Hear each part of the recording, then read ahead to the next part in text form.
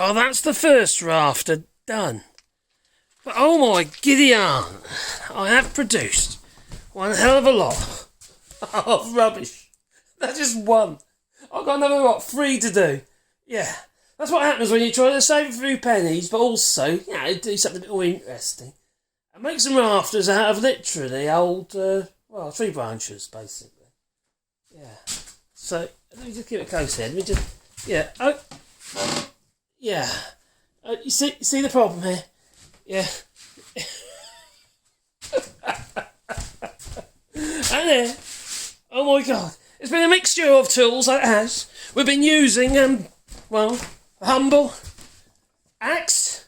We've been using the humble draw knife. I've been using a tar planer, this electric planer here, which keeps clogging up, because obviously the wood is wet. It's green wood, you see. And then I succumbed, I did.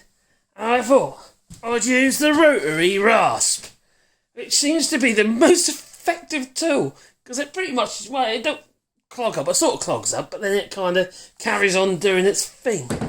Anyway, it did the job. It's nice and straight. I used a straight edge, so I've got 2 straight faces, and we can use it on the roof of this old barn that needs some TLC. Yes, a couple of rafters need replacing on this old barn here. That they do. Yeah, so there we go. That is our end result over there. Reducing logs like that to rafters like that. Anyway, thank you for watching, and, follow the channel, and maybe boot the old like button. Yeah, okay, let's get out of here. Ta-ta!